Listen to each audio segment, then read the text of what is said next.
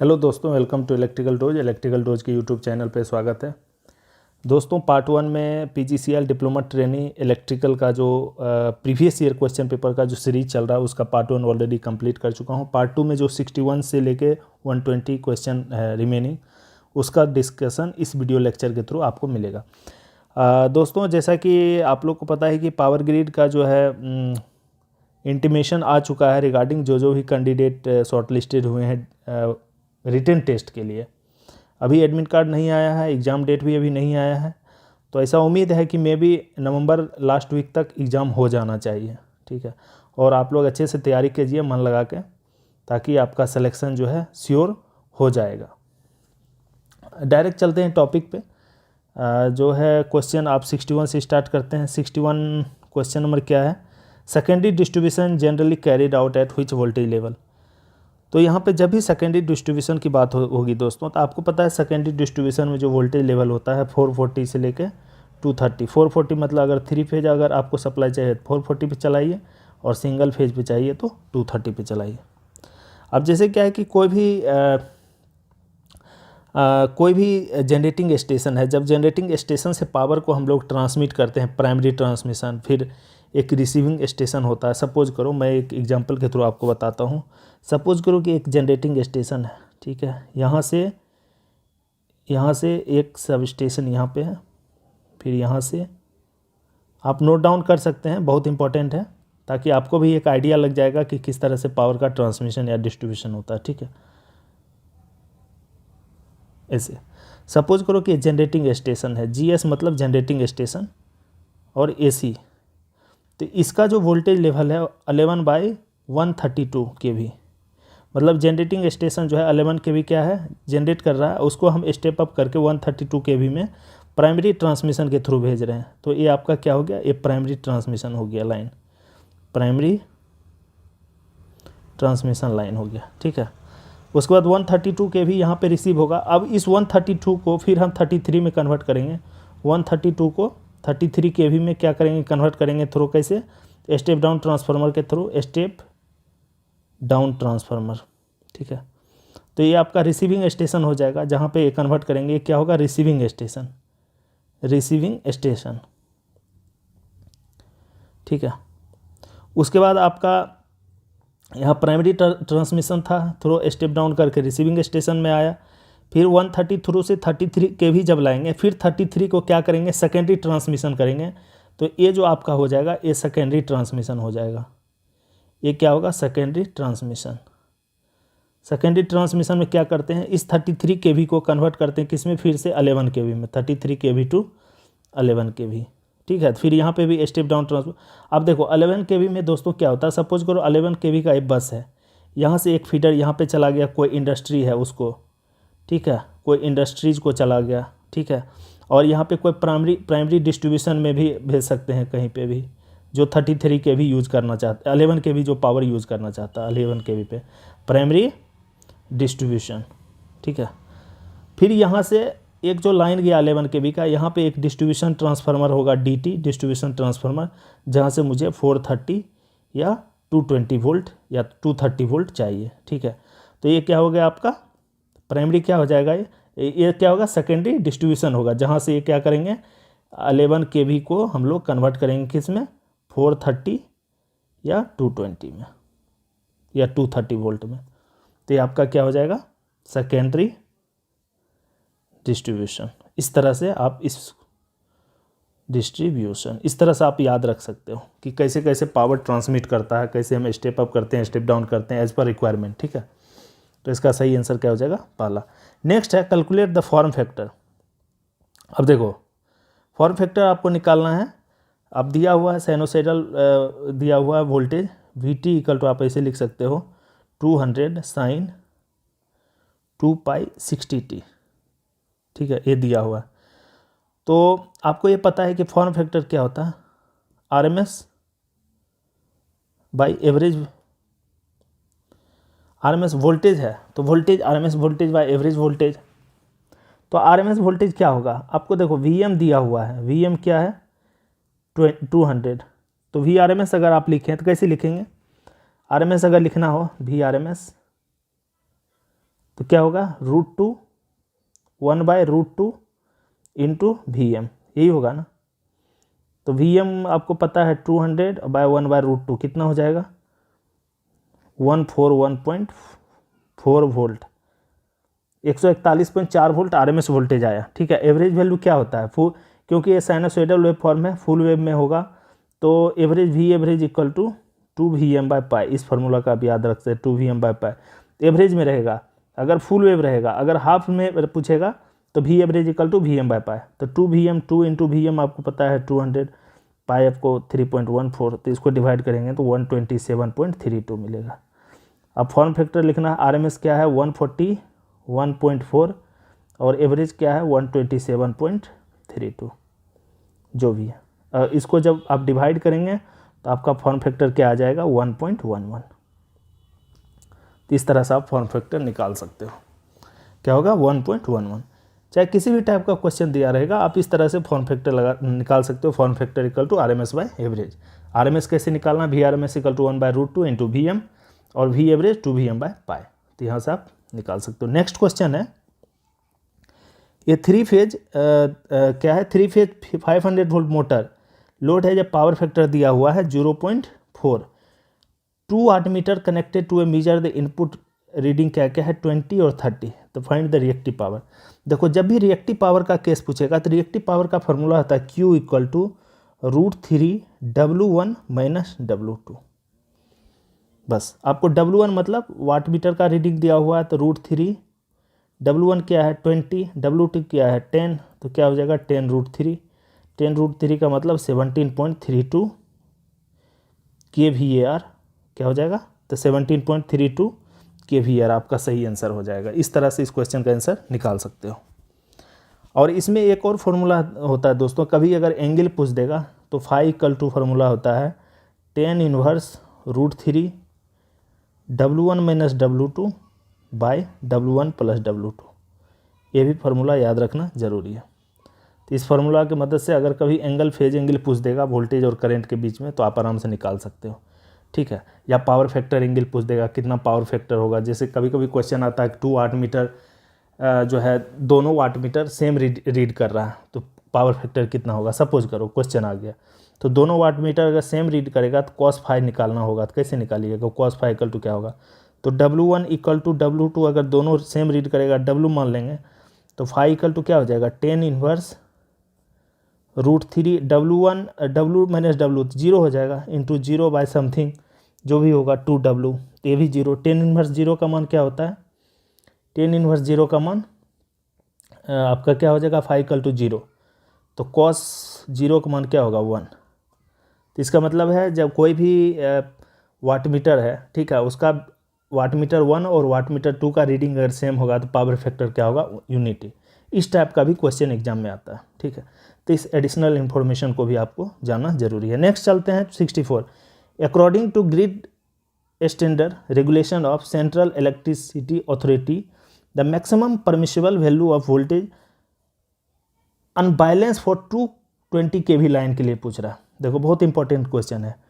220 kV line के लिए जो होता है प्लस माइनस हम लोग जो रखते हैं दोस्तों 2% रखते हैं, किसके लिए 2% वोल्टेज अनबैलेंस के लिए प्लस माइनस 2%। अगर 220 kV का पूछा है as per central electricity authority, अगर 765 kV का भी आ सकता है या 400 kV का अगर आता तो उसका कम होता, कितना होता 1.5%।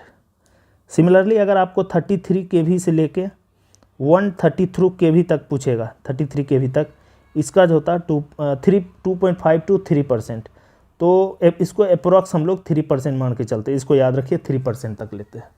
ठीक है, तो ये याद रखना ज़रूरी है कि 220 के लिए क्या होता है 2% और आपका 765 और 400 kV के लिए 1.5% वोल्टेज अनबैलेंस और 33 kV से 133 kV तक का 3%। इस तरह से आप इस क्वेश्चन का आंसर कर सकते हैं। तो इसका सही आंसर क्या हो जाएगा 220 के केस में 2%, अगर यही 33 kV या 133 रहता तो क्या होता 3%।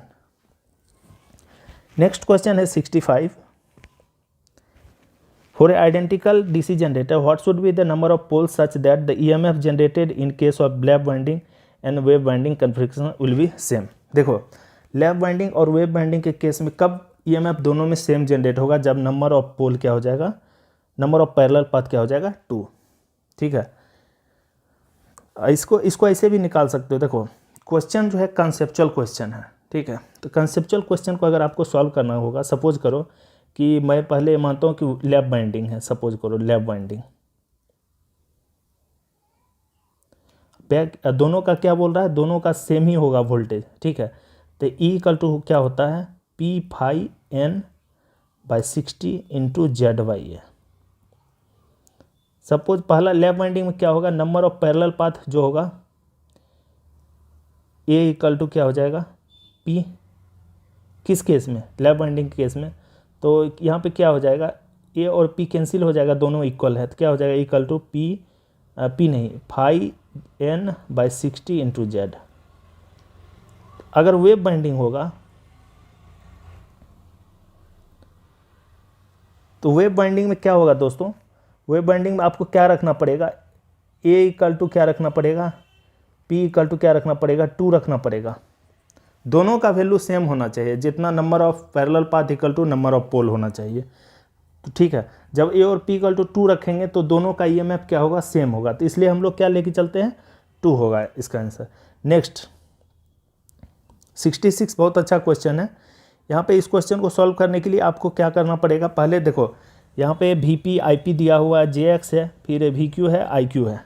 इस सॉल्यूशन को करने से पहले आपको एक इसका Y बस पैरामीटर पूछा है, Y बस पैरामीटर क्या होगा। तो Y बस पैरामीटर क्या होता है, यहाँ पे देखो P और Q के बीच में, एक P है और Q के बीच में क्या है, इम्पिडेंस दिया हुआ है, ZPQ लिख सकते हैं, ZPQ इक्वल टू क्या है, JX। ठीक है, इसको अब एडमिटेंस, इम्पिडेंस दिया हो, अब एडमिटेंस लिखेंगे तो YPQ इक्वल टू क्या लिख सकते हैं, 1/ZPQ, तो 1/JX लिख सकते हैं। यहाँ तक पता है आपको। तो यहाँ पे क्या एडमिटेंस हो गया। अब देखो क्योंकि मुझे क्या लिखना है, पैरामीटर में लिखना है y11 इक्वल टू y22, ठीक है। सिमेट्रिकल पैरामीटर है तो क्या हो जाएगा, YPQ लिख सकते हैं, YPQ क्या है, 1/JX। सिमिलरली अगर y12 equal to y21 equal to क्या हो जाएगा, -YPQ, तो इसको क्या लिखेंगे, -1/JX। बस आपका आंसर आ गया। तो 2 पोर्ट नेटवर्क का जो है, अगर एडमिटेंस के फॉर्म में लिखते हैं तो क्या लिखते हैं, ऐसे आप पता करो, I1 equal to Y11 V1 plus Y12 V2, I2 equal to Y21 V1 plus Y22 V2। बस ये क्या है, एडमिटेंस पैरामीटर है। क्या है, एडमिटेंस पैरामीटर, 2 पोर्ट नेटवर्क का एडमिटेंस पैरामीटर। तो इसी को आप क्या, I1 को मान लो, I1 इक्वल टू क्या है, प्राइमरी करंट IP, I2 क्या है, लोड करंट, यानी लोड करंट साइड में क्या है, IQ। सिमिलरली इसी तरह आपको वोल्टेज को V1 को क्या मानेंगे, V1 इक्वल टू क्या हो जाएगा, VP, और V2 इक्वल टू VQ। तो यहाँ पे I1 और I2 की जगह क्या हो जाएगा, IP और IQ। तो इसका जो सही आंसर क्या होगा, आप क्वेश्चन से पता कर सकते हो। यहाँ पे देखो ऑप्शन क्या क्या है, यहाँ पे देखो IP IQ equal to 1/JX, यानी ये क्या हो जाएगा, ZPQ, ये भी क्या होगा, ZPQ, ये क्या होगा, -ZPQ माइनस। तो आपका सही आंसर क्या होगा, ऑप्शन नंबर 3। अगर आपको एक प्रोसेस पता है किस तरह से लिखना है तो इस क्वेश्चन का आंसर आप आसानी से कर सकते हो। तो इसका सही आंसर क्या हो जाएगा, क्वेश्चन आंसर 3। नेक्स्ट, इकोनोमाइजर कहाँ यूज़ करते हैं दोस्तों। इकोनोमाइजर जो है हम लोग थर्मल पावर प्लांट में यूज़ करते हैं, किसके लिए, फीड वाटर के लिए, ठीक है। तो हीट द फीड वाटर और इकोनोमाइजर हम यूज करते हैं, ठीक है। देखो एक होता है air pre heater. Air pre heater का काम है कि जो हीट को क्या करता है, रिकवर करता है। जो बॉयलर में जो फ्लू गैस होता है उसको हम क्या करते हैं, उससे हम क्या करते हैं, उसका टेम्परेचर इंक्रीज करते हैं, किसका, thermal efficiency of boiler by reducing the useful heat lost in the flue gases. लेकिन यहाँ पे इकोनोमाइजर के बारे में पूछा तो economiser are use to heat the feed water.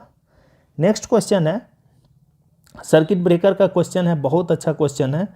ये circuit breaker is rated at 1450 ampere rating दिया हुआ है, 1 और 2 100 मतलब 1200 MVA, कितना दिया हुआ, S इक्वल टू 1200 MVA का रेटिंग का सर्किट ब्रेकर है, ठीक है। 33 kV क्या है, वोल्टेज लेवल है, और 3 फेज का सिस्टम है, वाल सर्किट ब्रेकर है। तो ब्रेकिंग कैपेसिटी यानी ब्रेकिंग कैपेसिटी के बारे में बोला, S B equal to breaking capacity क्या होगा, जो रेटिंग का कैपेसिटर है। अब देखो कितना रेटिंग का, 1200 रेटिंग, तो 1200 MVA क्या हो जाएगा, ब्रेकिंग। 1200 MVA इसका क्या हो जाएगा, ब्रेकिंग। सपोज करो यहाँ पे अगर making capacity of circuit breaker पूछता, making capacity of circuit breaker, making capacity क्या हो जाता, 2.55 into breaking capacity of circuit breaker. तो 2.55 इंटू 1200 कर देते, जो आपका आंसर आता वो आपका MVA में आता। अगर क्या पूछता है, making capacity of circuit breaker, लेकिन यहाँ पे क्या पूछा है, सर्किट ब्रेकर का ब्रेकिंग कैपेसिटी, तो आपका सही आंसर क्या हो जाएगा, 1200। 69, which of the following is not a self starting motor. Self starting motor इसमें से कौन सा नहीं है, ठीक है। देखो 3 फेज इंडक्शन मोटर क्या है, सेल्फ स्टार्टिंग है। DC शंट मोटर भी सेल्फ स्टार्टिंग है, सीरीज मोटर भी है, लेकिन 1 phase induction motor self starting motor नहीं है। आप ऐसे भी समझ सकते हो कि जो भी मोटर अगर वो खुद का अपना रोटेटिंग मैग्नेटिक फील्ड प्रोड्यूस कर सकता है तो वो सेल्फ स्टार्टिंग मोटर होता है, लेकिन 1 सिंगल फेज इंडक्शन मोटर उसका अपना रोटेटिंग मैग्नेटिक फील्ड नहीं होता, इसलिए क्या है, ये मोटर सेल्फ स्टार्टिंग नहीं है। इसको इस तरह से आप समझ सकते हो। नेक्स्ट क्वेश्चन है, the property of magnetic circuit for opposing the passing of magnetic flux line is called as. Oppose कौन करता है, passing of magnetic line of flux, तो इसको क्या बोलेंगे, रिलक्टेंस। रिलक्टेंस जो होता है क्या करता है, अपोज करता है, ठीक है। रिलक्टेंस इक्वल टू क्या होता है, MMF पर यूनिट फ्लक्स।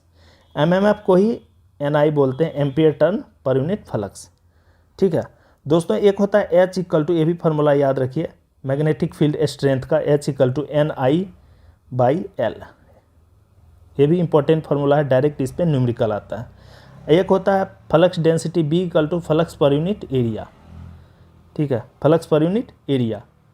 तो यहाँ पे अगर फाई इक्वल टू क्या लिख सकते हैं, B इंटू ए। अब देखो B इक्वल टू क्या होता है, B इक्वल टू क्या होता है, B equal to mu H होता है इंटू ए। अब देखो म्यू H के जगह पे क्या लिखेंगे, NI/L इंटू ए, इसे भी लिख सकते हैं। तो अगर फाई इक्वल टू लिखना होगा तो आप फाई इक्वल टू क्या लिख सकते हो, NI/1/म्यू और L/A। यहीं से फॉर्मूला क्या आया, MMF per unit reluctance,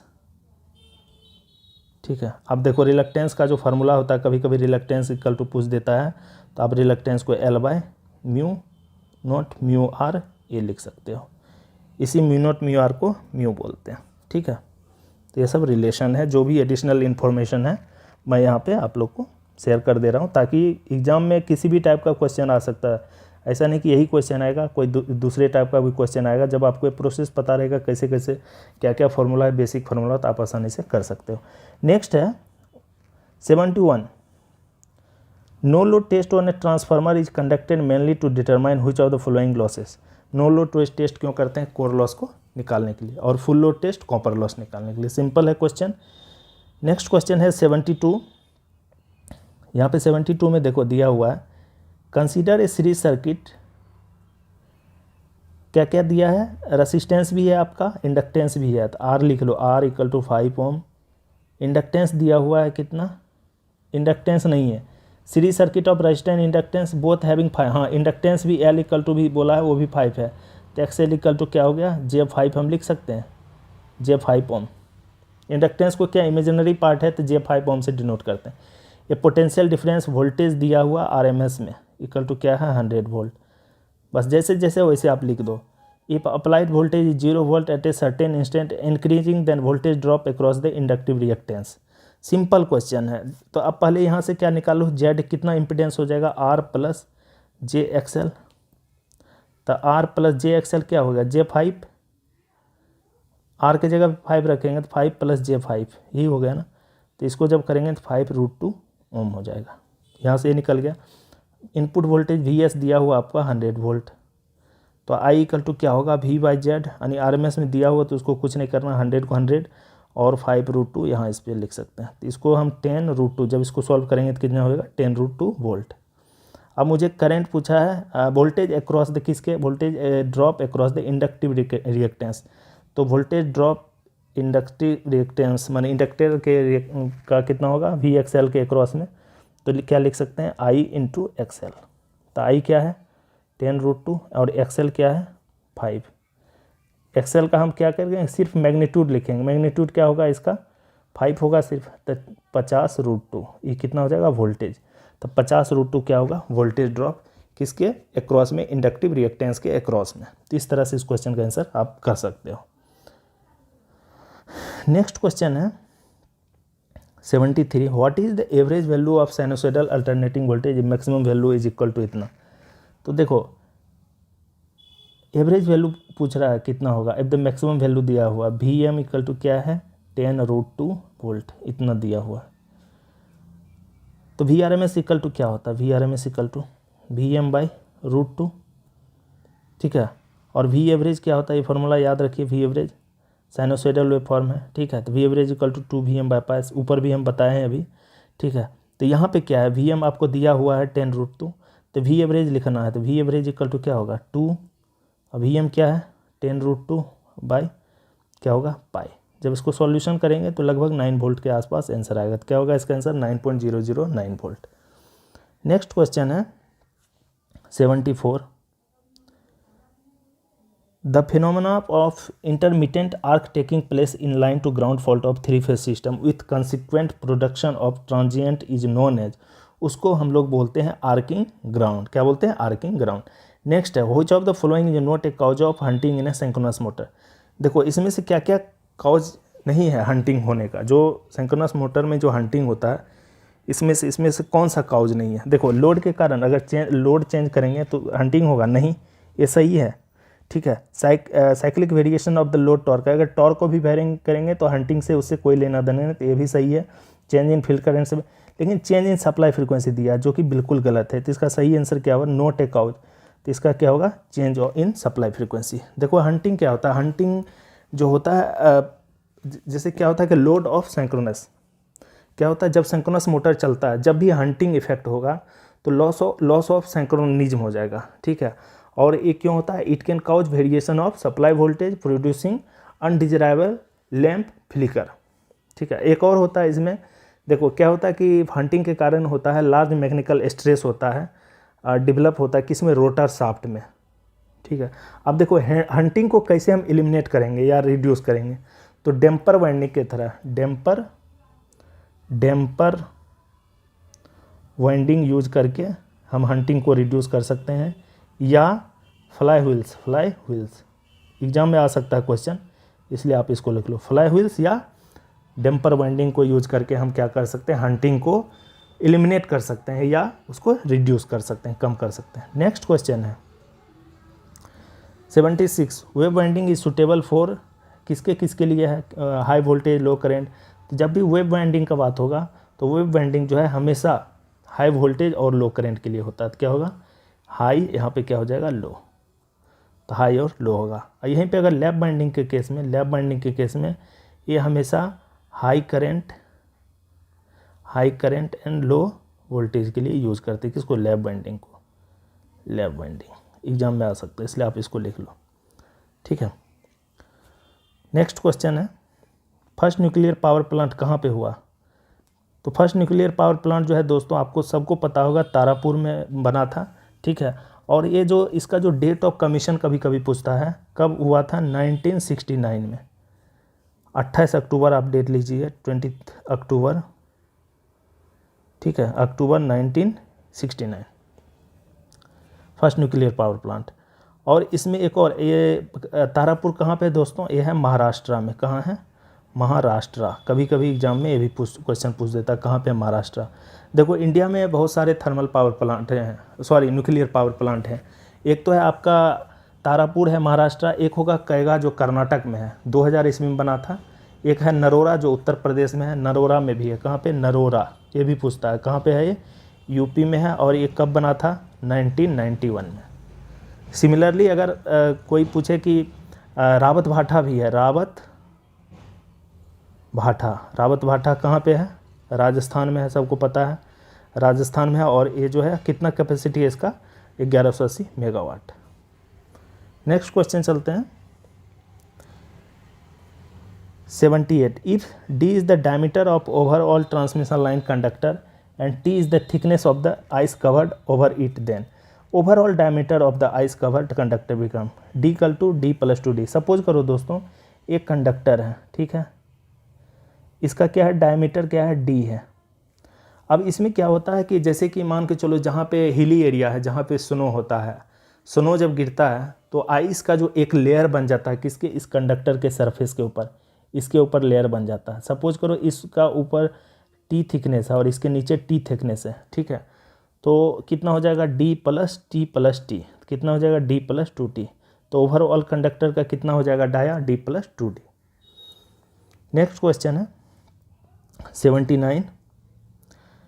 determine the value of equivalent resistance across node A and B. यहाँ पे दोस्तों इस क्वेश्चन को अगर आपको करना है तो सबसे पहले आपको देखो यहाँ कैपेसिटर भी दिया है, इंडक्टर भी दिया है, लेकिन इक्विवेलेंट रेजिस्टेंस पूछ रहा है। तो एसटीडी स्टेट में क्या होता है, at STD state condition, STD, आप लोग कंफ्यूज मत होइए, रेजिस्टेंस बोला तो हम सिर्फ रेजिस्टेंस निकालेंगे, तो इसलिए क्योंकि सर्किट को हम एज एसटीडी स्टेट कंडीशन में हम लोग करेंगे। तो कैपेसिटर जो है act as a open circuit और इंडक्टर जो है act as a short circuit होगा, ठीक है। कैपेसिटर ओपन मतलब इसको ओपन कर दिए, और इंडक्टर को शॉर्ट मतलब इसको शॉर्ट कर दिए, ठीक है। अब इसको शॉर्ट करेंगे तो क्या हो जाएगा, सर्किट लुक्स लाइक कैसा होगा अगर इस सर्किट को करेंगे। अब देखो ये 3 और 3 क्या हो जाएगा, 3 और 3 पैरेलल में हो जाएगा, ठीक है, और ये 3 ओम क्या हो जाएगा आपका। देखो इस सर्किट को आप ऐसे लिख सकते हो, सपोज करो 1 ओम है और 8 ओम, ये क्योंकि ओपन हो गया तो इसको क्या किया, रिमूव कर दिए। तो 1 + 2 क्या लिखेंगे 3, फिर 1 + 2 क्या हो जाएगा 3, आपका 3 ओम यहाँ पे दिया 3 और 3 इस तरह से लिख दिया। और यहाँ पे एक 3 ओम का रजिस्टर है, यहाँ से यहाँ कनेक्टेड है, तो यहाँ से यहाँ मैंने 3 कनेक्ट कर। अब देखो ये क्या है डेल्टा में है, तो इसको स्टार में कन्वर्ट करेंगे। तो जब भी डेल्टा से स्टार में करते हैं तो क्या करेंगे, अगर तीनों रेसिस्टेंस सेम होगा, तीनों आर्म का 3 3 3, तो उसको क्या करेंगे डिवाइड कर देंगे, तो कितना हो जाएगा 1, ये भी 1 होगा और ये भी 1 हो जाएगा। तो अब इसको अगर फिर से ड्रॉ करेंगे सर्किट कैसा लुक्स लाइक होगा, 3 3, और यहाँ पे एक 1 ओम का रेजिस्टेंस रहेगा, फिर यहाँ पे क्या रहेगा 1, फिर यहाँ पे आपका यहाँ से ऐसे, तो क्या हो जाएगा 3 1 3 1, और यहाँ क्या होगा 1, ये आपका बी हो जाएगा, ये आपका ए हो जाएगा। अब 3 + 1 4, 4 और 4 पैरेलल में तो कितना हो जाएगा 8, तो कितना हो जाएगा 2 ओम, तो 8 पूरे का कितना हो जाएगा 2 ओम + 1 ओम, तो कितना हो जाएगा RAB = 2 + 1 = 3 ओम। इस तरह से इस क्वेश्चन का आंसर कर सकते हो। नेक्स्ट क्वेश्चन है bye improving the power factor of the system the kilowatt hour पूछ रहा है, kWh में दिया है, deliver by the generating station, तो क्या होगा इंक्रीज होगा। पावर फैक्टर इंप्रूव करने का मतलब cos φ = क्या होता है, cos φ = आपका kW/kVA, यही होता है ना, kW/kVA, यानी कम्प्लेक्स पावर या अपेरेंट पावर। तो पावर फैक्टर इंप्रूव कब होगा, जब आपका किलोवाट ज़्यादा होगा, ठीक है, तो पावर फैक्टर क्या होगा ज़्यादा होगा। तो kWh का मतलब है kWh P × टाइम, पावर यहाँ पे इंप्रूव करना पड़ेगा, तो क्या होगा इंक्रीजेज होगा। Next an HRC fuse does not use which of the following. HRC fuse क्या होता है, हाई रैप्चरिंग कैपेसिटी,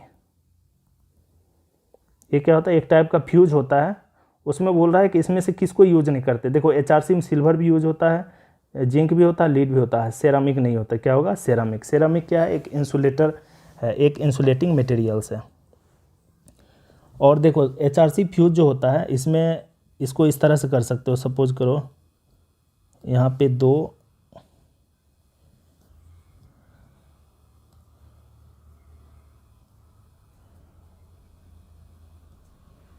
ये आपका HRC फ्यूज हो गया, और यहाँ पे क्या है ये फ्यूज है, ये जो है बना रहता है फ्यूज लिंक, इसको बोलते हैं फ्यूज लिंक कॉन्टैक्ट, ठीक है। और यहाँ से आपको एक पतला सा यहाँ पे ऐसे करके एक तार रहता है। तो यही जो मटेरियल होता है इसी को फ्यूज मटेरियल होता है। तो फ्यूज मटेरियल किसका बना होता है? मे भी सिल्वर का रहेगा, जिंक का रहेगा या लीड का रहेगा। और इसके अंदर में दोस्तों एक पाउडर होता है, ठीक है, इस तरह से पाउडर होगा, ठीक है। ये क्या हो गया आपका? Fuse element. इसको फ्यूज एलिमेंट भी बोल सकते हैं, फ्यूज एलिमेंट। तो ये आपका क्या है? HRC fuse. तो इसमें से बोल रहा है कौन सा इसमें यूज नहीं करते हैं? सेरामिक को नहीं यूज करते हैं। नेक्स्ट क्वेश्चन है 82।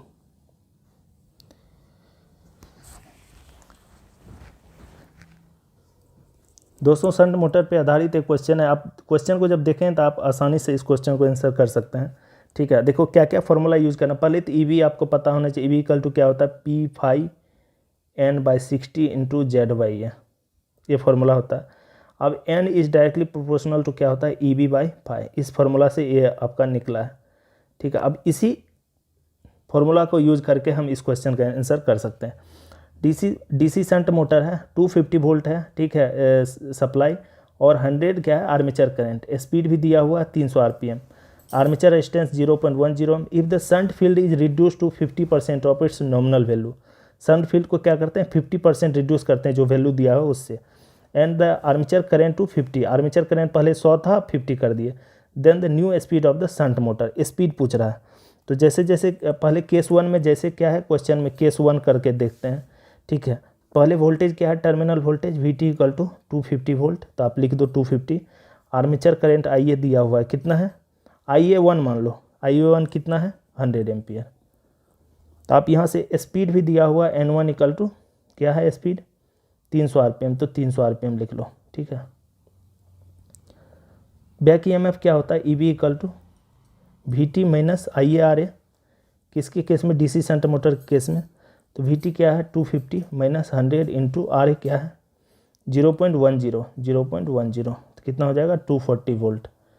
EB आ गया, ठीक है। Back EMF EB1 first case में, तो EB1 मान लेते हैं। अब केस 2 चलते हैं। केस 2 में क्या करेंगे? देखो टर्मिनल वोल्टेज तो सेम ही रहेगा, VT इक्वल टू सेम ही रहेगा 250 वोल्ट, लेकिन आर्मेचर करंट बोल रहा है 50 एम्पियर हो जाता है, ठीक है, 100 से। तो IA2 इक्वल टू 50 एम्पियर लिखेंगे, ठीक है। और देखो स्पीड मुझे क्या करना है? निकालना है। N2 स्पीड निकालना है। यहाँ पे स्पीड ही न्यू स्पीड निकालना है। तो न्यू स्पीड क्या होगा? N2। और रेसिस्टेंस RA दिया हुआ है, RA सेम ही है 0.10। तो EB2 इक्वल टू क्या होगा? EB2 VT minus IARA। तो VT आपका 250 माइनस IA 50, IA2 होगा, IA2 इंटू RA 50 इंटू 0.10, तो कितना हो जाएगा? 245 वोल्ट। आपका EB2 आ गया। और क्या बोल रहा है? देखो shunt field is reduce to 50%। Suppose करो केस 1 में फ्लक्स जो है, फ्लक्स φ1 इक्वल टू 5 था। केस 2 में φ2 जो है क्या हो जाएगा? 0.55 हो जाएगा। ये वो ना 50% से रिड्यूस कर रहा है, तो कितना होगा? 50%, 0.55, ठीक है। अब देखो पता है आपको N directly proportional to EB/φ होता है, तो आप ऐसे लिख सकते हो EB इक्वल टू, यहाँ पे लिख सकते हो EB इक्वल टू N/φ या डायरेक्टली प्रोपोर्शनल टू N/φ। तो यहाँ पे इसी फार्मूला पे EB1/EB2 इक्वल टू क्या हो जाएगा? N1/N2 into φ1/φ2। बहुत अच्छा क्वेश्चन है। इतना लेंदी क्वेश्चन एग्जाम में देता नहीं है, लेकिन अब आया तो आपको सॉल्यूशन करना पड़ेगा अगर आपको अच्छा स्कोर करना है। 245 इक्वल टू N1 आपको 300 दिया हुआ है, N2 आपको निकालना है, और φ1 क्या है? 0.5, नहीं φ1 आपका φ है, ठीक है। φ1 क्या है? φ, और φ2 क्या है? 0.55। 5 कैंसिल हो जाएगा, और N2 इक्वल टू जब इसका सॉल्यूशन करेंगे तो 612.5 RPM आपको आएगा। तो इस प्रोसेस से इस क्वेश्चन का आप सॉल्यूशन कर सकते हो। बहुत इंपॉर्टेंट क्वेश्चन है, और इस टाइप का क्वेश्चन एग्जाम में लगभग हर एग्जाम में आता है, तो इसलिए इस कंसेप्ट जानना बहुत ज़रूरी है। कितना हो जाएगा आंसर? 612.5 RPM। नेक्स्ट क्वेश्चन चलते हैं। Find the current I1, I2, I3। अब यहाँ पे करंट निकालना है, ठीक है। तो पहले तो आपको I1 निकालना पड़ेगा। एक बार I1 अगर आपको पता हो जाएगा कि सर्किट से कितना करंट निकल रहा है, तो आप I2, I3 current division rule से निकाल सकते हैं। I1 निकालने के लिए पहले क्या करना पड़ेगा? यहाँ से कितना रेसिस्टेंस है, इनपुट रेजिस्टेंस, मतलब इनपुट रेजिस्टेंस कितना होगा, तो वोल्टेज सोर्स को आप एक तरह से इसको नेगलेक्ट कर दो कि अभी वोल्टेज सोर्स नहीं लगा है, तो कितना हो जाएगा 2 + 4 आर इनपुट ऐसे लिख सकते हो, R input equal to 2 ohm resistance है प्लस 2 × 4 पैरेलल में है बाई 6, तो कितना हो जाएगा 2 + 8/6, 2 + 8/6 करेंगे तो इसका क्या आ जाएगा 3.33 के आसपास लगभग आपका आएगा, 3.33 ओम। इसको करेंगे 2 + 8/6 को करेंगे तो 3.33 ओम आएगा। अब ये आ गया I1 इक्वल टू क्या हो जाएगा V/R इनपुट, टोटल रेजिस्टेंस कितना, आर इनपुट या टोटल रेजिस्टेंस, सोर्स से आप कितना रेजिस्टेंस, देखो ये सोर्स है, सपोज करो ये सोर्स है, जब भी अगर हम इनपुट रेजिस्टेंस निकालेंगे तो वोल्टेज सोर्स को क्या करेंगे ओपन करके यहाँ से हम देखेंगे कि सर्किट का कितना रेजिस्टेंस है, तो V/R इनपुट, तो वोल्टेज सोर्स आपको 20 वोल्ट दिया हुआ, आर इनपुट क्या है 3.33, तो इसका मतलब आपका जो करंट होगा तो लगभग 6 एम्पियर आ जाएगा I1। एक बार I1 6 एम्पियर हो गया, आपको I2 I3 निकालना है, ठीक है, तो I2 इक्वल टू क्या हो जाएगा 6 × अपोजिट रेसिस्टेंस बाई दोनों का एडिशन 2 + 4 6, तो कितना हो जाएगा 4 एम्पियर। I3 इक्वल टू क्या हो जाएगा 6 × अपोजिट रेजिस्टेंस 2 बाई क्या हो जाएगा 6 यानी 2 एम्पियर, तो क्या हो जाएगा आंसर 6 4 और 2, तो 6 4 और 2 कहाँ पे है, देखो I1 I2 6 होगा यहाँ पे दोस्तों, आंसर यहाँ पे गलत दिया हुआ, ठीक है, पहला होगा I1 पूछा 6, यहाँ पे होगा I2 क्या है 4 एम्पियर होगा, और I3 क्या हो जाएगा 2 एम्पियर होगा, इस तरह से आंसर होगा, ठीक है, तो यहाँ पे ऑप्शन ही गलत दिया, तो इसका सही आंसर कब होता है ये 6 एम्पियर 4 एम्पियर और 2 एम्पियर। नेक्स्ट क्वेश्चन चलते हैं, from the design prospectives how can the torque of a squirrel cage induction motor be increase, squirrel cage induction motor का टॉर्क हम कैसे इंक्रीज करेंगे, by increasing the rotor resistance, rotor resistance को increase करके हम squirrel cage induction motor का torque को हम इंक्रीज कर सकते हैं। टॉर्क का आपको फार्मूला याद रखना जरूरी है 180/2 π/ns × SE2² R2/R2² plus SX2 का होल स्क्वायर, ये क्या है टॉर्क का फार्मूला है। Next, an Ajax Wyatt furnace is which types of furnace, तो इसको बोलते हैं vertical core type induction furnace बोलते हैं इसको। नेक्स्ट है 86, find the current I1 I2 3 using mesh analysis, mesh analysis के थ्रू करंट निकालना है, ठीक है, तो ये क्वेश्चन बेसिक क्वेश्चन है नेटवर्क का, आप इसको करके देखिएगा, मैं आंसर बता दे रहा हूँ कितना आंसर होगा। आंसर आपका जो इसमें होगा 5/9 20/9 और 5/9, अगर नहीं होगा तो आप मुझे कमेंट बॉक्स में कीजिएगा, मैं इसका सॉल्यूशन दे दूंगा सेपरेट सॉल्यूशन। नेक्स्ट क्वेश्चन है a field test is perform on which type of DC motor, field test जो है हमेशा किस में करते हैं सीरीज मोटर में करते हैं, सीरीज मोटर में फील्ड टेस्ट करते हैं। Next, plug setting multiplier of the relay is the ratio of, plug setting multiplier का रिले क्या होता है PSM का, fault current in relay coil to pickup current, तो इसका सही आंसर क्या हो जाएगा D, fault current in a relay coil to pickup current. Next question है type of steel tower use to transmit power at 800 kV के लिए जो हम लोग स्टील टावर यूज करते हैं उसको बोलते हैं गाइड H स्ट्रक्चर होता है, H structure. Tariff is defined as the rate at which, तो टैरिफ के बारे में क्वेश्चन है, तो टैरिफ हमेशा किसके लिए डिफाइन करते हैं एनर्जी, तो क्या होगा tariff is defined as the rate at which energy is supply to a consumer.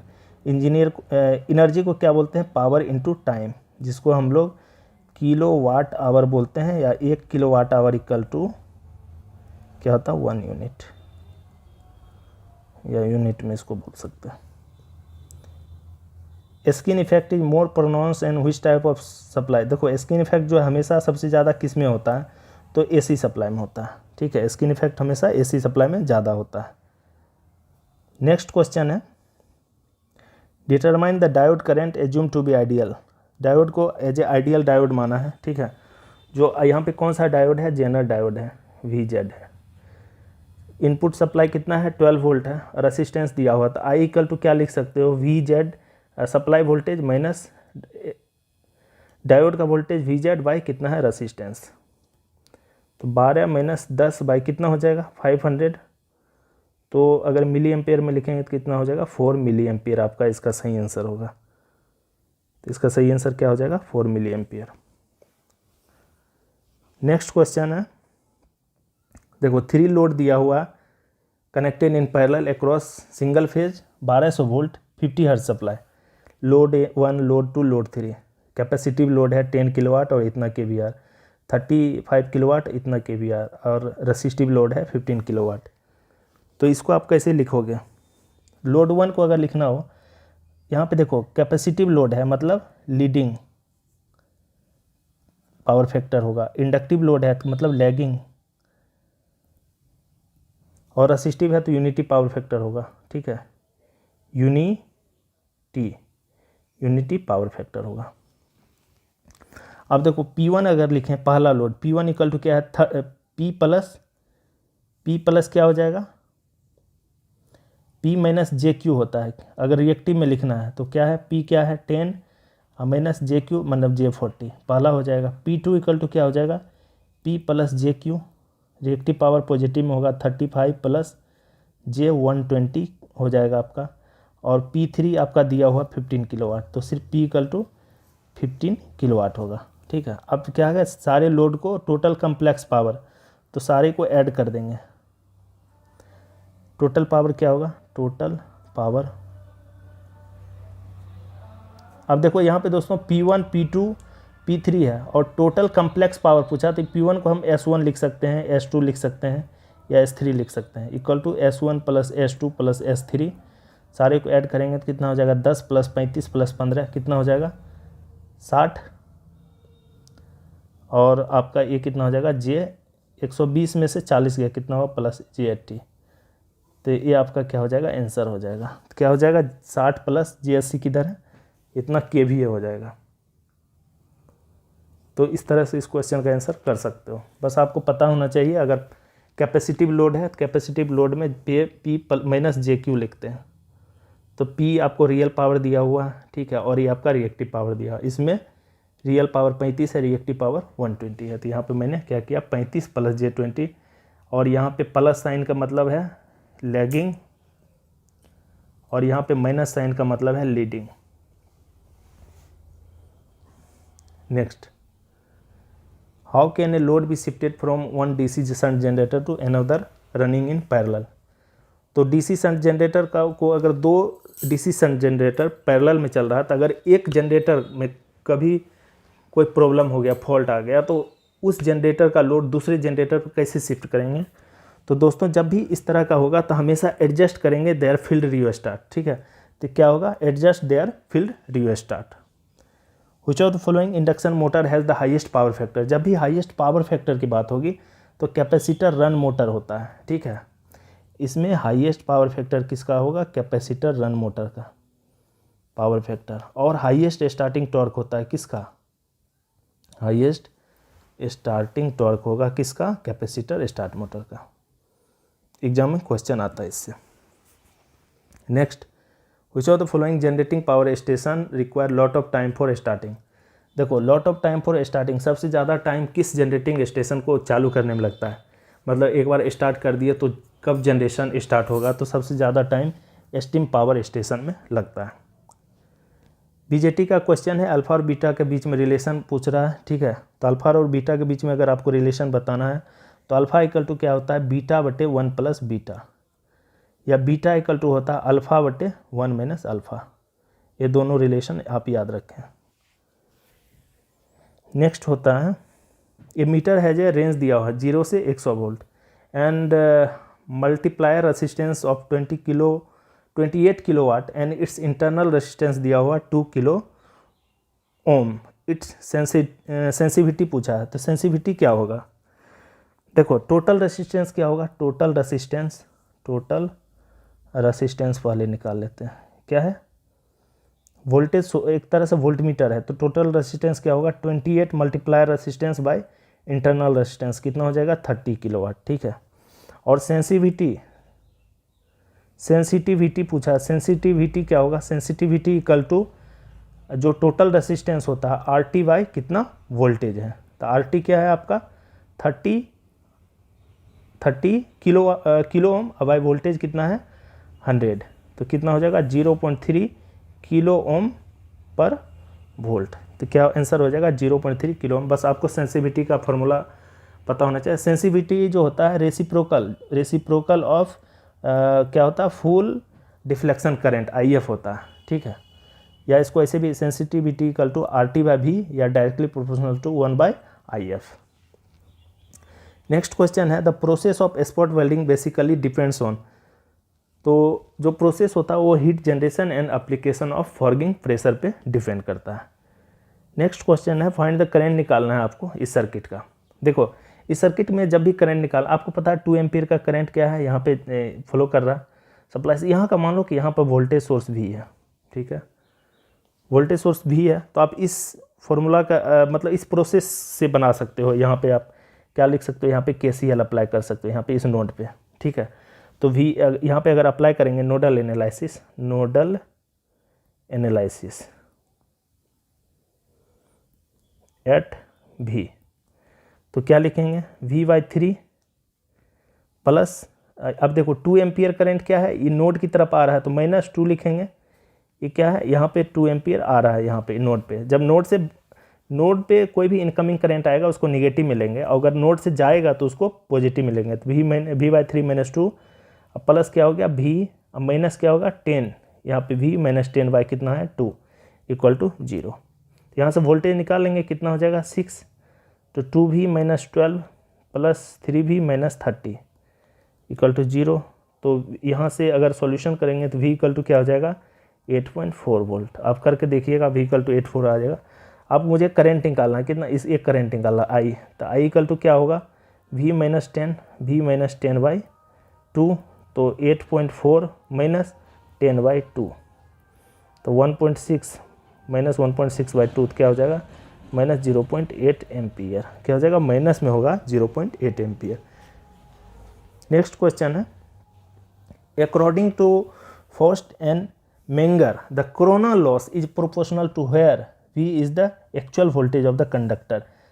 तो अकॉर्डिंग टू जो होता है first FOUST first and MENGER Menger law के अनुसार कोरोना लॉस जो होता है PC equal to directly proportional to volume का Q होता है, डायरेक्ट VQ वोल्टेज का Q, सॉरी वॉल्यूम बोल रहा हूँ, वोल्टेज का Q होता है। इसको आप याद रखिए, कभी भी क्वेश्चन आ सकता है। देख रहे हो कि मतलब एक नया डिफरेंट टाइप का क्वेश्चन है, क्या होगा। और एक होता है दोस्तों जैसे पिक फार्मूला होता है, ये भी याद रखो, पिक्स फार्मूला। पिक फार्मूला में क्या होता है, जो कोरोना लॉस होता है PC is directly proportional to V minus V0 का होल स्क्वायर होता है। तो ये 2 फार्मूला आप याद रखिए, एग्जाम पॉइंट ऑफ व्यू से बहुत इंपॉर्टेंट है। नेक्स्ट है if the transmission voltage of line increases, transmission voltage of line increase कर देते हैं तो वॉल्यूम ऑफ कंडक्टर, तो वॉल्यूम ऑफ कंडक्टर जो होता है, volume of conductor is directly proportional to 1/V² into cos φ। तो जितना वोल्टेज आप बढ़ाएंगे उतना वॉल्यूम ऑफ कंडक्टर कम होगा। क्या होगा, तो यहाँ पे क्या होगा, आंसर डिक्रीज होगा। मतलब जितना आप वोल्टेज लेवल बढ़ाएंगे, ठीक है, तो जो कंडक्टर मटेरियल रिक्वायर होगा, वॉल्यूम ऑफ कंडक्टर मटेरियल उतना कम होगा, और पावर फैक्टर जितना ज़्यादा होगा उतना वॉल्यूम ऑफ कंडक्टर मटेरियल कम होगा। तो V यहाँ पे क्या डिनोट कर रहा है, volume of conductor material. Conductor confuse नहीं होना है, ठीक है, इसलिए मैं लिख दे रहा हूँ वॉल्यूम ऑफ कंडक्टर मटेरियल। और ये जो V है आपका क्या है, ट्रांसमिशन वोल्टेज है। ये जो V है इसको बोलते हैं ट्रांसमिशन वोल्टेज। नेक्स्ट क्वेश्चन है गिवन सर्किट बिहेव एज, अब देख लो यहाँ पे सर्किट क्या, एक आइडियल डायोड दिया है। तो डायोड कंडक्ट हमेशा किस में करता है, फॉरवर्ड व्यास में, फॉरवर्ड व्यास के केस में। मतलब एनोड वोल्टेज जो होगा, anode voltage greater than cathode voltage. जो एनोड यहाँ का जो वोल्टेज होगा पॉजिटिव वोल्टेज होना चाहिए, तभी ये क्या करेगा, डायोड कंडक्ट करेगा। तो यहाँ पे देखो, यहाँ पे साइकिल क्या है, साइनोसॉइडल है, तो 0 से लेके यहाँ तक के बीच में पॉजिटिव साइकिल है, और यहाँ से लेके यहाँ -50 के भी नेगेटिव साइकिल है। तो नेगेटिव में तो डायोड क्या है, कंडक्ट नहीं करेगा, सिर्फ पॉजिटिव साइकिल में कंडक्ट करेगा। तो इसलिए इसका जो आंसर क्या हो जाएगा, पॉजिटिव साइकिल होगा, तब positive clip with negative peak of at -50 volt. इसका सही आंसर क्या होगा, option 1। Next parallel RLC circuit का क्वेश्चन है।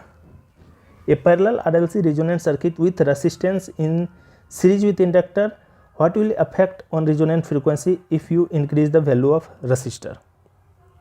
अब देखो पैरेलल आरएलसी सर्किट है, मतलब सपोज करो इस क्वेश्चन में सर्किट इस तरह से दिया हुआ है। सपोज करो कि कोई ये सर्किट है, यहाँ पर इंडक्टर है और यहाँ पे बोल रहा है रेसिस्टेंस है और एक यहाँ पे कैपेसिटर लगा हो, ये सी है, ये आर है, एल है।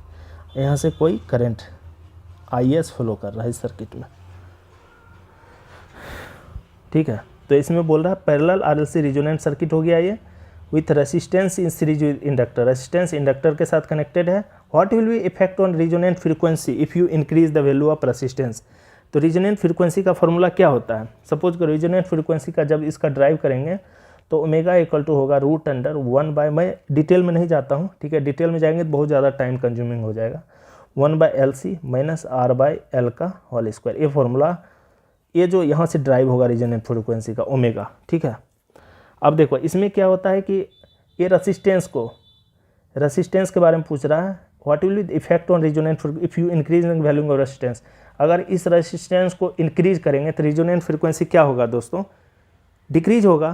तो क्या होगा रेजोनेंट फ्रीक्वेंसी डिक्रीज। इस रेसिस्टेंस को आप इंक्रीज करो तो जितना इंक्रीज करोगे तो उतना इसका जो ओवरऑल वैल्यू होगा उतना कम होगा, तो उतना क्या होगा, रेजोनेंट फ्रीक्वेंसी कम होगा। तो इसलिए इसको आप इस रिलेशन को याद रखिए, omega equal to √1/LC minus R/L का whole square. Which type of instrument is also called as transfer instrument. देखो ट्रांसफर इंस्ट्रूमेंट जो होता है ऐसा इंस्ट्रूमेंट होता है जैसे जो कोई इंस्ट्रूमेंट को अगर आप DC में यूज कर रहे हो उसको बिना कोई उसमें मॉडिफिकेशन किए हुए सेम इंस्ट्रूमेंट को आप AC में भी यूज कर सकते हो, उसको क्या बोलते हैं, ट्रांसफर इंस्ट्रूमेंट। जो EMMC होता है, इलेक्ट्रोडायनोमीटर टाइप इंस्ट्रूमेंट, उसको हम लोग क्या बोलते हैं, ट्रांसफर इंस्ट्रूमेंट। EMMC हो जाएगा इसका सही आंसर, ठीक है। और देखो EMC जो होता है इसको आप प्रिसीजन टाइप इलेक्ट्रो डायमोमीटर भी बोलते हैं, अभी मैं बताया था, ठीक है। और इसका जो है क्या, इसको as a transfer instrument use करते हैं किसके लिए, अमीटर के लिए, ammeter, volt meter, watt meter, हर चीज़ मेजर कर सकते हैं इससे, ठीक है। PF पावर फैक्टर भी मीटर होता है।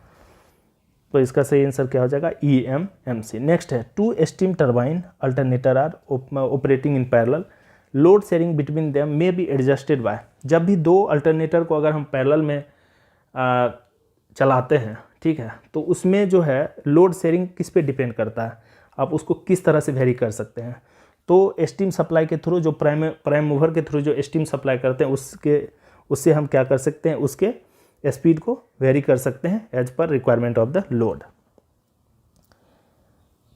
When VDS is a drain voltage and VDS maximum is a maximum drain voltage, JFET will be breakdown mode में कंडीशन है, ब्रेकडाउन में VDS is greater than VDS maximum, ये breakdown का क्या है, कंडीशन है, इसको आप याद रखिए।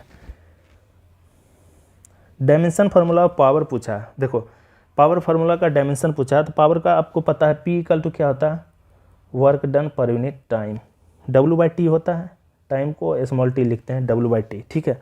अब देखो work done W equal to क्या होता है, force into distance, force into distance होता है। अब फोर्स इक्वल टू क्या होता है, मास इंटू एक्सेलरेशन। तो फोर्स का यूनिट पता है मास mL/t-2 एक्सेलरेशन का, तो फोर्स का आपको पता है। तो W equal to D distance हो गया, तो mL/t-2 और डिस्टेंस का क्या है, लेंथ L, तो इसको क्या हो गया, W का mL²t-2, यहाँ तक आ गया। अब पावर इक्वल टू निकालना है, तो W आपको पता है mL²t-2 और आपका यहाँ पे क्या है, T टाइम है, तो T हो जाएगा, ऊपर जाएगा तो क्या होगा mL²t-q। तो आपका क्या हो जाएगा, पावर का रिलेशन mL²t-q, इस तरह से आप निकाल सकते हो। तो ऑप्शन क्या हो जाएगा, mL²t-। हर चीज़ को याद रखना ज़रूरी नहीं है, आप मतलब ऐसा समझो कि कोई भी क्वेश्चन को आप कंसेप्ट बेसिस पे समझो। अगर आपको कंसेप्चुअल क्वेश्चन पता है, कंसेप्ट पता है, बेसिक कंसेप्ट क्या क्या फॉर्मूला होता है, पावर का, वर्क डन का क्या होता है, फोर्स का क्या होता है, एक्सेलरेशन का क्या होता है, तो आप आसानी से इस क्वेश्चन को कर सकते हैं। Which type of material used for the variable reluctance stepper motor? Stepper motor में हमेशा फेरोमैग्नेटिक मटेरियल का यूज करते हैं। नेक्स्ट है the frequency range required for dielectric heating. Dielectric heating का जो फ्रीक्वेंसी रेंज होता है बहुत ज़्यादा होता है, मेगा हर्ट्ज में होता है, तो 1 से लेके 50 मेगा हर्ट्ज के बीच यूज होता है डायलैक्ट्रिक हीटिंग के लिए। ठीक है, नेक्स्ट क्वेश्चन है a river crossing modern high voltage line have A Spain length. अगर हाई वोल्टेज लाइन यूज करते हैं, स्पेन लेंथ पूछ रहा है, कोई भी रिवर को अगर क्रॉस कर रहे हैं तो मैक्सिमम कितना होता है इसका आंसर? इसका जो आंसर होगा मोर देन 800 मीटर होगा। 112 का 220 वोल्ट डीसी मोटर है, आर्मेचर रेजिस्टेंस दिया हुआ 0.8 ओम। Find the induced EMF. Induced EMF आपको निकालना है। ठीक है, when the motor has a full load armature current, बहुत सिंपल क्वेश्चन है। ईबी इक्वल टू आप निकाल लो, ईबी इक्वल टू क्या हो जाएगा V माइनस IA बस, और कुछ नहीं करना। V आपको दिया हुआ 220, IA दिया हुआ 0.8 रेसिस्टेंस दिया हुआ है, और IA कितना है 40, तो कितना हो जाएगा 188 वोल्ट आपका सही आंसर हो जाएगा। नेक्स्ट है for a resonant series resonant circuit what happen to the quality factor when the capacitance of the circuit is increased 3 times and frequency is slashed by 4 times। मतलब फ्रीक्वेंसी को हम क्या slashed मतलब घटा दिए कितना 4 टाइम्स। तो आपको देखो यहाँ पे ऐसे कर सकते हो कि सीरीज रेजोनेंट सर्किट दिया हुआ है, क्वालिटी फैक्टर पूछ रहा है। ठीक है, क्वालिटी फैक्टर कितना होगा? तो पहले केस में C2 इक्वल टू बोल रहा है, C2 जो है 3C1 हो जाता है, 3 टाइम्स हो जाता है। पहले C1 था, अब C2 क्या हो 3C2, और जो फ्रीक्वेंसी होगा रेजोनेंट फ्रीक्वेंसी या फ्रीक्वेंसी ω2 इक्वल टू 0.25 ω1, 1/4 होता है, तो 1/4 को 0.25 ω1, तो ω1 by ω2 equal to root under L2C1 by L1C1 लिख सकते हैं, L2C2 by L1C1, ω1 by omega equal to क्या होता है रूट अंडर LC होता है ना। इसी फार्मूला का यूज करके क्या हुआ L2C2 बाय L1C1। तो अब आपको पता है कि जो L1 और L2 अगर आप यहाँ पे निकालेंगे तो ω1 ω2 पता है, ω1 क्या हो जाएगा, ω1 को ω1 देखिए, ω2 equal to 0.25 ω1 equal to root under L2 by L1 तो वही रहेगा, और C2 बाय C2 की जगह क्या है 3, C2 की जगह हम कितना लिखेंगे 3C1 बाय क्या हो जाएगा C1। तो यहाँ पे जब इसको करेंगे तो कितना हो जाएगा L2 equal to 16 by 3 L1। अब क्वालिटी फैक्टर क्या होता है, क्वालिटी फैक्टर इक्वल टू क्या होता है 1/R रूट अंडर L/C, यही होता है ना। तो जब इसको करेंगे आप L और C का वैल्यू रखेंगे, ठीक है, और R आपको R अभी निकालना है आपको, R इक्वल टू क्या होता है, R का फॉर्मूला आप निकाल दो, L और C का मान इसमें पुट करेंगे तो आपको जो आंसर आएगा दोस्तों बहुत ज़्यादा लंबा हो जाएगा, ठीक है। तो इट्स इंक्रीज टू 1.133 टाइम्स होगा इसका सही आंसर, बस आपको फार्मूला पता होना चाहिए। Which of the following is the most efficient method of increasing the speed of 4 kilowatt DC shunt motor. तो डीसी शंट मोटर के केस में होता है क्या होता है flux control. Most efficient method जो होता है फ्लक्स कंट्रोल मेथड होता है। फ्लक्स कंट्रोल मेथड में एभव बेस स्पीड पे क्या करते हैं, मोटर के स्पीड को हम कंट्रोल करते हैं, ठीक है, एभव बेस स्पीड। और जो फ्लक्स कंट्रोल मेथड होता है इसका दूसरा नाम है दोस्तों, इसका दूसरा नाम है constant power drive, constant power drives. Next question, in case of simple lap wound generator the number of parallel path होगा लैप बाइंडिंग में क्या होता है नंबर ऑफ पोल्स के। लैप बाइंडिंग में क्या होता है parallel path equal to A equal to P होता है, तो क्या हो जाएगा number of poles. Consider the following equation of 2 alternating sinusoidal voltage having the same angular frequency दिया हुआ E1 और E2 दिया हुआ 2 sin ωt, और एक दिया है 6√2 sin ωt प्लस इतना, ठीक है। अब देखो इसको अगर आपको करना है तो इसको मान लो, इसको A मान लेते हैं, A इक्वल टू दिया हुआ 2, अब B इक्वल टू क्या हुआ 6√2, इतना पता है आपको। और एंगल और A और बीच के बीच का एंगल क्या है थीटा, थीटा इक्वल टू π/4 मान लेते हैं, इक्वल टू हो गया 45 डिग्री। एक फॉर्मूला मैं बता रहा हूँ, रिजल्टेंट हमको लिखना है, ठीक है। तो रिजल्टेंट r इक्वल टू लिखना है, तो √अंडर a² प्लस b² पढ़े भी होंगे आप लोग, प्लस 2ab cos थीटा या cos फाई। तो a² कितना हो जाएगा 4 प्लस 6 का स्क्वायर 72 72 हो जाएगा इसका, प्लस 2ab, ए क्या है 2, b 6√2 और cos 45 का मान क्या होगा 1/√2, √2 कैंसिल। तो जब इसको करेंगे तो लगभग √100 आएगा और इसका क्या हो जाएगा r 10 आ गया, ठीक है। अब देखो 10 अल्फ़ा एंगल निकालना है, ठीक है। तो अल्फ़ा इक्वल टू क्या हो जाता है, अगर आपको एंगल निकालना है तो b sin phi by a plus b cos phi, ये फार्मूला आप याद रखें। तो b आपको पता है 6√2, इससे इसका b 6√2 इंटू साइन फाई क्या है 45 डिग्री, अब बाई a क्या है आपका 2 है, 2 प्लस 6√2 cos 45। तो इसको करेंगे तो 6/8 आ जाएगा आपका 10 अल्फ़ा। तो अल्फ़ा इक्वल टू क्या होगा, अल्फ़ा इक्वल टू 10 इन्वर्स 6/8 को 3/4 लिख सकते हैं, 10 इन्वर्स 3/4। तो 10 इन्वर्स 3/4 आपका ये आ गया। तो अब यहाँ से आप लिख सकते हो इसको, रिजल्टेंट आपको निकलना है, रिजल्टेंट वोल्टेज कितना हो जाएगा 10, तो 10 किस में है 10 है, 10 साइन ω2 और प्लस 10 इन्वर्स 3/4। तो क्या होगा इसका आंसर, सही answer ET equal to 10 sine ω/t plus 10 inverse 3/4 volt. बहुत कम्प्लेक्स क्वेश्चन है, ठीक है। जेई लेवल के एग्जाम में इस टाइप का क्वेश्चन ऐसे आता नहीं है अभी, लेकिन कभी कभी क्या है कि लेवल ऑफ क्वेश्चन जो है कुछ ज़्यादा ही अच्छा पूछता है एग्जाम में, तो वहाँ पे कट ऑफ भी कम जाती है, लेकिन आपको पता होना ज़रूरी है अगर आपको सिलेक्शन लेना। तो ये फार्मूला आपको याद रखना ज़रूरी है। r इक्वल टू रिजल्टेंट अगर लिखना है तो रिजल्टेंट क्या हो जाएगा a² plus b² plus 2ab cos theta. इसको हम a मान लिए, इसको b मान लिए, ठीक है। आपका ये दोनों के बीच में दोनों साइनसोइडल वेव फॉर्म है, तो कितना है एंगल कितना है π/4, तो phi equal to π/4। Next find the voltage across VAV के अक्रॉस में वोल्टेज निकालना है। तो बहुत सिंपल क्वेश्चन, आप डायरेक्ट इसको आप ऐसे भी कर सकते हो कि VAV आपको निकलना है, तो आप देख सकते हो यहाँ पे क्या है, एक वोल्टेज सोर्स है और अलग अलग रेसिस्टेंस दिया हुआ, मुझे VAV निकालना। तो यहाँ पे वोल्टेज प्लस सीरीज रेजिस्टेंस है, तो इसको आप करंट सोर्स ट्रांसफॉर्मेशन के थ्रू बना सकते हो।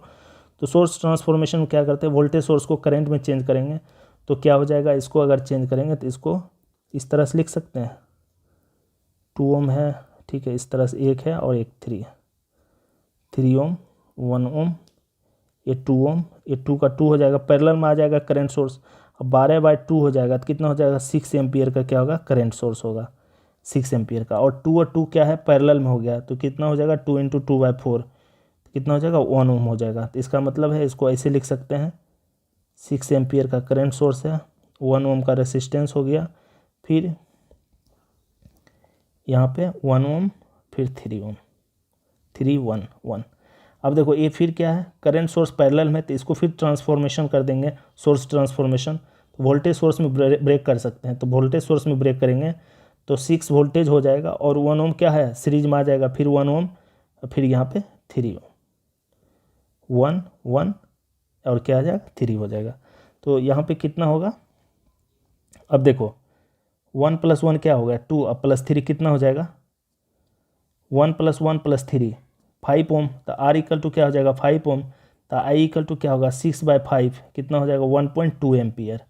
और यही I करंट फ्लो करेगा, तो इसके अक्रॉस में कितना हो जाएगा VAV इक्वल टू 3 × I, तो 3 × I 1.2, तो कितना हो जाएगा 3.6 एम्पियर, सॉरी 3.6 वोल्टेज है ना VAV वोल्टेज, तो 3.6 वोल्ट इसका आंसर हो जाएगा। Which of the following motor is obtain used in mixer, mixer में हमेशा यूनिवर्सल मोटर यूज करते हैं। Ratio of the illumination under actual condition to the illumination when everything is properly clean is known as, उसको क्या बोलते हैं, उसको हमेशा क्या बोलते हैं मेंटेनेंस फैक्टर, मेंटेनेंस फैक्टर होता है दोस्तों, लेकिन यहाँ पे ऑप्शन नहीं दिया हुआ। इसका एक्चुअल में एग्जांपल क्या है मेंटेनेंस फैक्टर होता है, मेंटेनेंस फैक्टर, ठीक है। इसका सही आंसर मेंटेनेंस फैक्टर होता है, लेकिन यहाँ पे आपका जो दिया नहीं है क्वेश्चन में, डिप्रिसिएशन फैक्टर दिया है इसका आंसर, ठीक है, लेकिन क्या होता है मेंटेनेंस फैक्टर। नेक्स्ट क्वेश्चन है what is the value of omega n 120, GS दिया हुआ है इक्वल टू इसकी को omega n square by second order equation s square plus 2 tau omega n s plus omega n square.